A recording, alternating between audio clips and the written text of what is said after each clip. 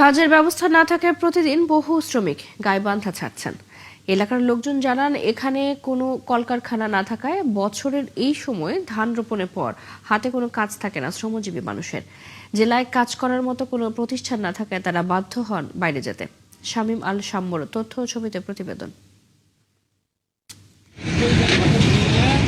ধানের চারা রোপণ শেষ হওয়ায় হাতে আর কাজ নেই গাইবান্ধার শ্রমিকদের। দীর্ঘদিন ধরে কর্মহীন বসে থাকার কারণে ঋণে জর্জরিত হয়ে পড়েছেন তারা। একদিকে ঋণের কিস্তি, রমজানে পরিবারের জন্য একটু ভালো মন্দ খাবারের জোগান, সামনে ঈদের খরচ, সব মিলিয়ে দিশেহারা হয়ে পড়েছেন তারা। কাজের সন্ধানে তাই নিম্ন আয়ের মানুষ ছুটছেন আশেপাশের জেলায়। শ্রমিকরা জানান, বাইরে গেলে কাজও যেমন পাওয়া যাবে তেমনি মজুরিও ভালো। তাই কিছুদিন কাজ করার পর তারা ফিরে আসবেন বাড়িতে। কিছুদিন কাজকর্ম করে আসিয়া মনে করেন যে এখানে আমরা বাড়িতে আসি উদ্যোগ করবো আর কি। গাইবান্ধা তো কলকারখানা কিছু নাই, থাকলে তো কাম কাজ পাইতাম। ঋণ ফিট আছে, টাকা টাঙ্গাল যাবো, যা আবার হয়তো কিছু 2-4 পয়সা খাবার গিয়ে নিয়ে আবার ঋণ ফিট শোধ করবো, এই পর্যন্ত।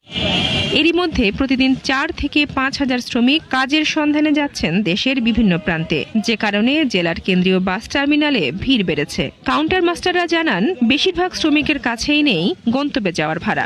5-6 হাজার লোক তো দিনে যাচ্ছে, মনে করেন যে সঠিক রেট তো আমরা পাই না, তারপরে আমরা নিয়ে যাই। যে কামলা মানুষ, এখানকার লোকের অভাব, চর অঞ্চল বা নদী আছে, ওটা থেকে কিছু সংখ্যক লোক আসিয়ে বলে টাকা পয়সা নাই ভাই, আমাদেরকে 100 টাকা, 80 টাকা, 70 টাকা দেয়, আমরা ওইভাবে বগুড়া নিয়ে যাই। কৃষি নির্ভর এই এলাকার মানুষ বছরের বেশিরভাগ সময় কর্মহীন হয়ে থাকেন। তাই এই অঞ্চলে কৃষিভিত্তিক শিল্প, কলকারখানা গড়ে তোলার দাবি শ্রমিক নেতাদের। এই অবস্থা থেকে উত্তরণের জন্য আসলে আমাদের রাজনৈতিকভাবে আমাদেরকে সচেতন হতে হবে, আমাদেরকে উন্নয়নমুখী হতে হবে, এবং সেজন্য আমরা শ্রমিক শ্রেণীর পাশাপাশি সাধারণ জনগণকেও এগিয়ে আসতে হবে। এদিকে অর্থনৈতিক অঞ্চল গড়ে তুলে শিল্প কলকারখানা স্থাপনের মাধ্যমে নিজ এলাকায় কর্মহীন এসব মানুষদের কাজের ব্যবস্থার আশ্বাস দিলেন নতুন সংসদ সদস্য। গাইবান্ধা জেলা হলো কৃষি নির্ভরশীল। এখানে এই কৃষি হলো মানে প্রায় 80% কৃষির উপর নির্ভরশীল। এখানে 2টা মৌসুম, ইরিগেশন মৌসুমে, আমার মৌসুমে, এই 2টা মৌসুমে এখানকার শ্রমিকেরা ওই জমিতে কাজ করে। তাছাড়া আর কোনো কর্মসংস্থান নাই, যার কারণে এই এলাকার লোকজন বাইরে চলে যায়। দ্রুতই এই অঞ্চলের মানুষের বহুদিনের দাবি পূরণে বর্তমান সরকার কার্যকরী পদক্ষেপ নেবে, এমনটাই প্রত্যাশা সবার। বনশ্রী হালদার, 71।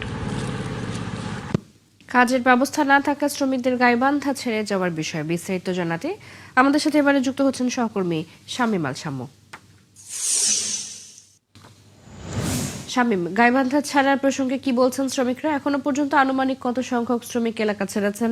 এদের বিষয়ে প্রশাসন কোনো ধরনের উদ্যোগ নিয়েছে কিনা জানাবেন।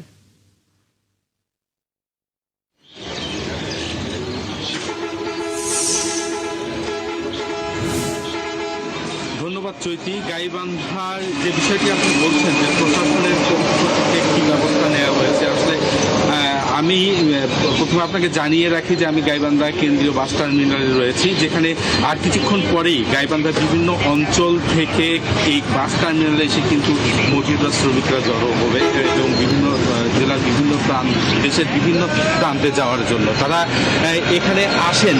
অন্যান্য গাইবান্ধার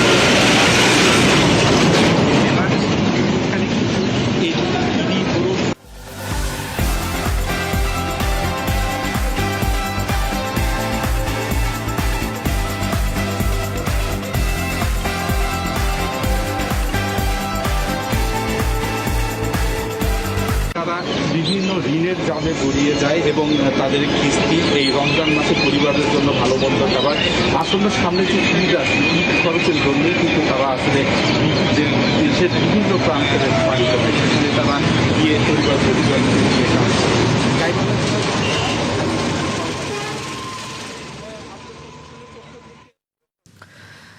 শামীম, আপনি ছিলেন আমাদের সাথে, আপনি নিশ্চয়ই খবর সংগ্রহ করতে থাকুন, আমরা পরবর্তীতে আবারও হয়তো আপনার সাথে যুক্ত হব। ধন্যবাদ।